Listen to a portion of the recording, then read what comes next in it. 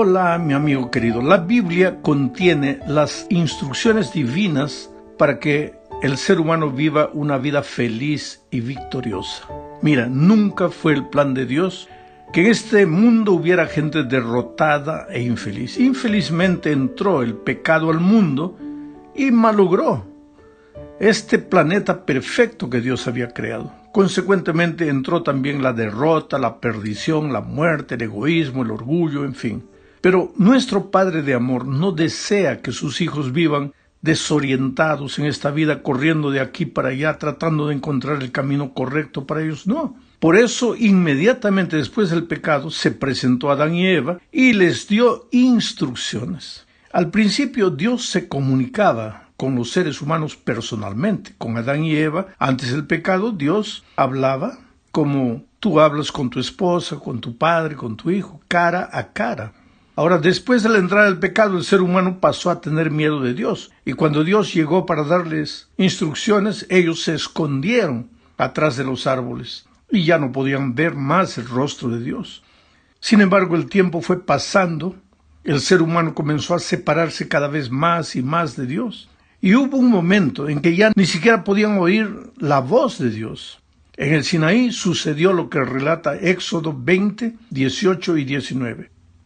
Todo el pueblo observaba el estruendo y los relámpagos y el sonido de la bocina y el monte que humeaba, y viéndolo el pueblo temblaron y se pusieron de lejos y dijeron a Moisés: habla tú con nosotros y nosotros oiremos, pero no hable Dios con nosotros para que no muramos. Qué tristeza, qué cuadro deprimente, ¿sabes? Dios hablaba con Adán y Eva antes del pecado cara a cara. Después, por lo menos, ellos oían su voz. Ahora ya no querían ni siquiera oír la voz de Dios. Le dijeron a Moisés: habla con nosotros. Nosotros tenemos miedo. Quiere decir, el hombre y la mujer ya no querían ni siquiera oír la voz de Dios. Pero Dios es un Dios que se comunica. Jamás dejaría a sus hijos sin orientación en este mundo de dolor y de miseria. Por eso escogió seres humanos que vivían una experiencia de comunión diaria con Él. Y a esos hombres Dios les confió su mensaje para que ellos, por su vez, lo transmitiesen a la humanidad. Naturalmente, esos escritores bíblicos, esos hombres que vivían una vida de comunión con Dios, ellos hablaban un idioma. Y Dios entonces usó ese idioma, el idioma que ellos hablaban, para comunicarse con las personas. ¿Por qué en el Antiguo Testamento esos hombres escogidos pertenecían al pueblo hebreo? Bueno, esto es simple. A partir de Adán y sus descendientes, los seres humanos, se dividieron en dos grupos: los que querían obedecer a Dios y los que se rebelaron contra Dios. Mira lo que dice Génesis 6, 1 y 2. Aconteció que cuando comenzaron los hombres a multiplicarse sobre la faz de la tierra, y les nacieron hijas, que viendo los hijos de Dios, primer grupo, que las hijas de los hombres, segundo grupo, eran hermosas, tomaron para sí mujeres, escogiendo entre todas. Aquí vemos los dos grupos. Los hijos de Dios eran los que oían la voz de Dios y le obedecían. Y los hijos de los hombres eran los que vivían como ellos querían, sin tener a Dios en cuenta para nada. Ahora, de esa línea de los que obedecían a Dios, surgió en la historia Abraham, un ser humano que trataba de hacer la voluntad de Dios. Un día Dios se le presentó a Abraham y le dijo: sal de tu tierra y de tu parentela para la tierra que yo te mostraré. Y Abraham obedeció y salió. Dios le prometió a Abraham dar una generación numerosa, y así se dio origen al pueblo de Israel, que descendía de Abraham. De entre ellos también surgieron los escritores bíblicos, de los hebreos, del pueblo de Israel. Pero ¿por qué del pueblo de Israel? ¿Por qué no de otro pueblo? No era en sí el pueblo de Israel. Era el pueblo de los que obedecían a Dios. Era el grupo de las personas que oían la voz de Dios y trataban de andar en sus caminos. Claro, eran seres humanos como cualquier ser humano, cometían errores, caían, se levantaban, pero querían oír la voz de Dios, querían andar en sus caminos. Y entonces ese era el pueblo de Israel. Y de entre ellos Dios escogió los hombres a quienes les confió su palabra, su mensaje para ser transmitido. Ahora, esos hombres hablaban en hebreo y consecuentemente la Biblia fue escrita en hebreo. Más tarde, con el correr de los años, El imperio griego se tornó gigante culturalmente y militarmente, dominó al mundo de sus días, y eso ya es en el tiempo del Nuevo Testamento, y pues el idioma que se hablaba, el idioma que dominaba el mundo en ese tiempo era el griego. Por eso el Antiguo Testamento fue escrito en hebreo y el Nuevo Testamento en griego. Más tarde, el Antiguo Testamento fue traducido al griego. El Antiguo Testamento que estaba en hebreo fue traducido al griego. En la famosa versión de la Biblia que llamamos de los 70 o la Septuaginta. Pero, ¿cómo podríamos nosotros hoy día entender la Biblia si no hablamos ni hebreo ni griego? Inclusive el griego en que la Biblia fue escrita ya no se habla hoy, es el griego koiné. Pues entonces fue necesario que la Biblia se tradujera a varios idiomas del mundo, inclusive al español. Hoy la Biblia fue traducida a más de 600 idiomas, y el Nuevo Testamento, o algunas porciones del Nuevo Testamento, ya fueron traducidos a más de 2500 idiomas. Ahora, qué bendición es para nosotros saber que tenemos la Biblia en español. Y en español no tenemos una sola versión, tenemos muchas versiones. Con toda esa facilidad que tenemos hoy para tener acceso a la Biblia, al mensaje divino, muchas veces nos olvidamos que muchas personas a lo largo de la historia nunca tuvieron una Biblia en la mano. Nos olvidamos a veces que durante siglos en Europa la Biblia se mantuvo deliberadamente escondida del pueblo. Y gracias a la imprenta, gracias a la Reforma, eso cambió y hoy día tenemos acceso a la palabra de Dios. Vamos a la segunda parte. Veamos aquí el asunto de las palabras y su significado. Los traductores de la Biblia, ellos hicieron lo mejor que podían hacer de su parte, pero la tarea no es fácil porque en todos los idiomas hay palabras que tienen un significado tan rico y profundo que a veces son difíciles de traducir adecuadamente con una sola palabra. Eso crea algunos conflictos para el traductor. Y es necesario, por esa razón, comparar muchas versiones de la Biblia para tener una idea correcta del texto. A veces una sola versión pues nos va a dar la visión de la persona que hizo esa versión. Pero para tener varias opiniones y sacar por nosotros nuestra propia conclusión, si no dominamos un poco de hebreo y griego, entonces necesitamos leer varias versiones para entender el texto. Gracias a Dios, ya lo dije, en español tenemos muchas versiones. Ahora, un ejemplo de lo que estoy diciendo lo podemos ver en la palabra que se refiere a la misericordia y a la bondad de Dios. La palabra hebrea es chesed, quiere decir misericordia, pero esta es una palabra muy rica, una de las palabras tal vez más ricas del Antiguo Testamento. No es solo misericordia, describe el amor, la benignidad, la compasión, la paciencia de Dios, la actitud de Él para un pueblo rebelde, el deseo de que ese pueblo vuelva, en fin. Chesed no es solo misericordia, pero el traductor no puede expresar todo el pensamiento, simplemente traduce como misericordia. Entonces, la traducción siempre está limitada, porque en el original a veces una palabra significa mucho más que otra palabra que va a ser usada en la traducción. Otro caso es la palabra shalom. Tradicionalmente todos conocen la palabra shalom, significa paz.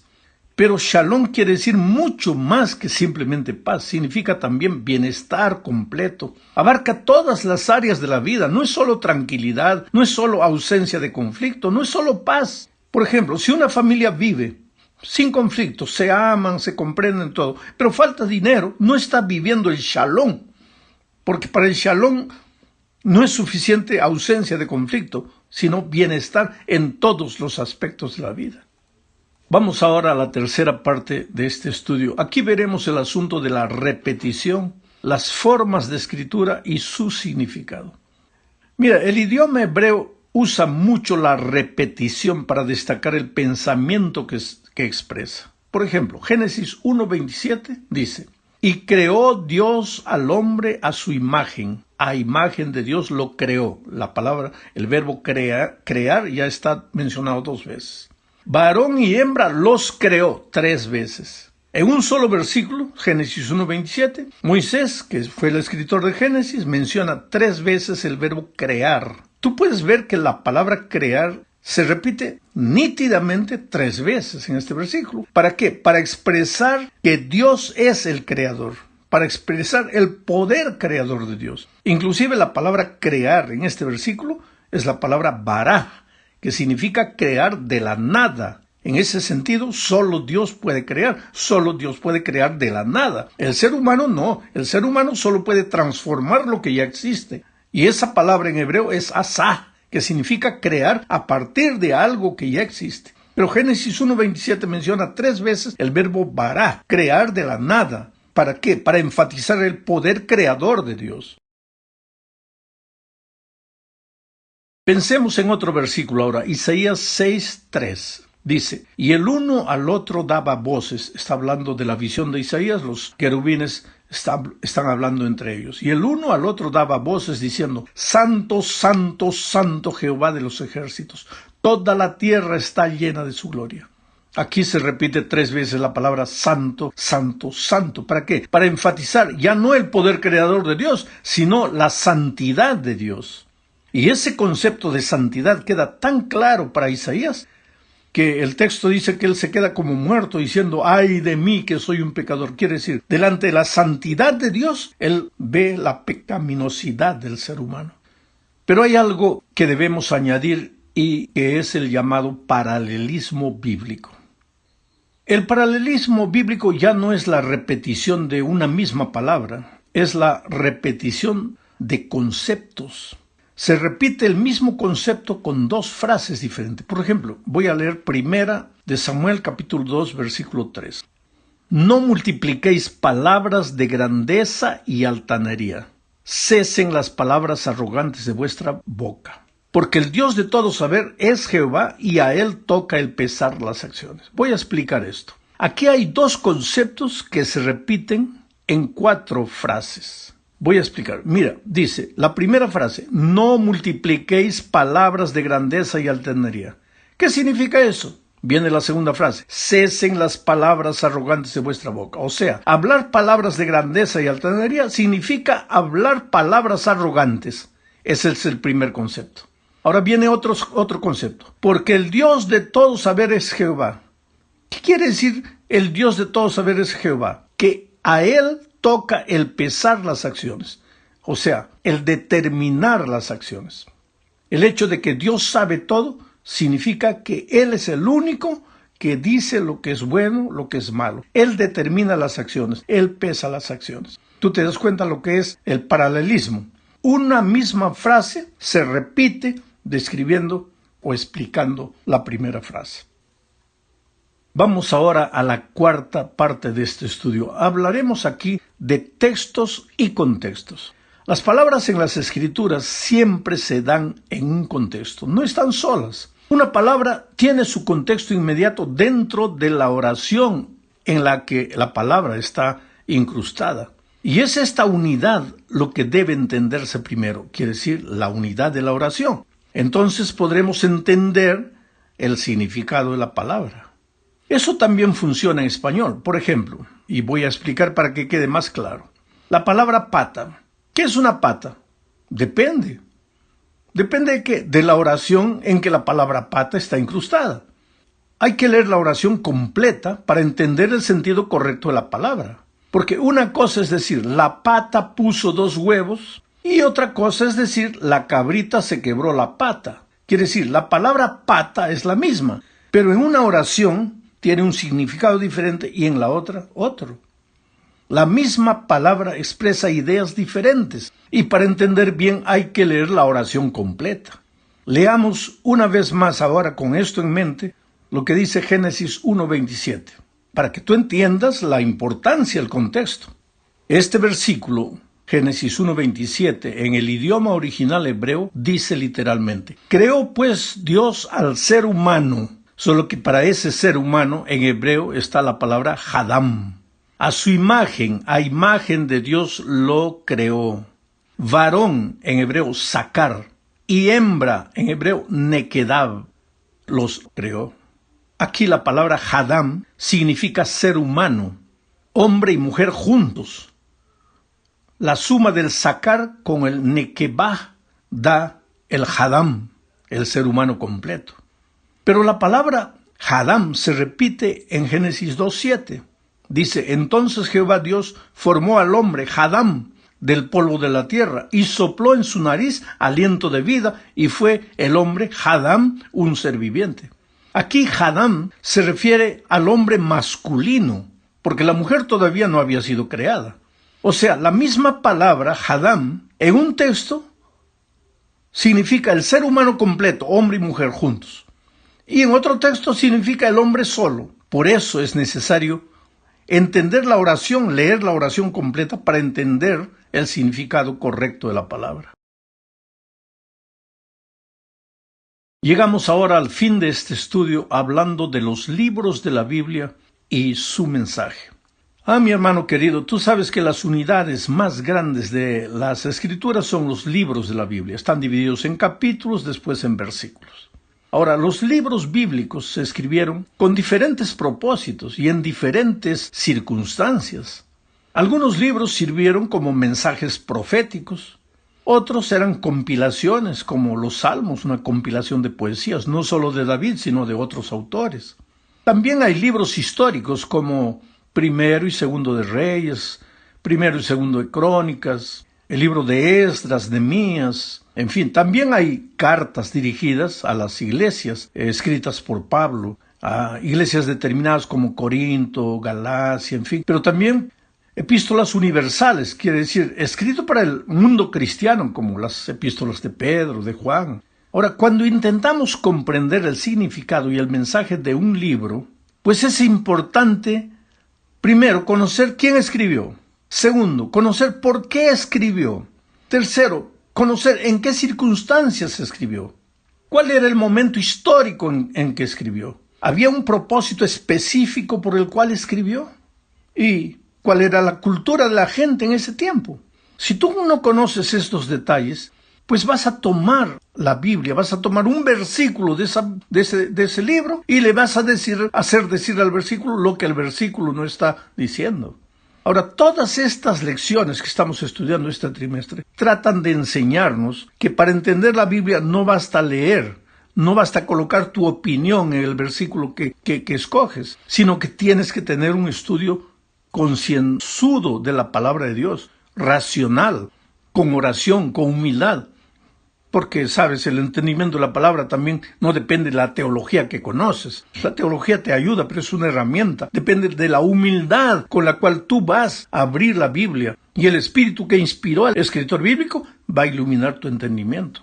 Cada vez que te sientes triste, cada vez que te sientes solo, cada vez que ves delante de ti problemas que no puedes resolver, cada vez que tienes que tomar una decisión y no sabes qué decisión tomar para que sea una decisión correcta, abre la Biblia con espíritu de oración.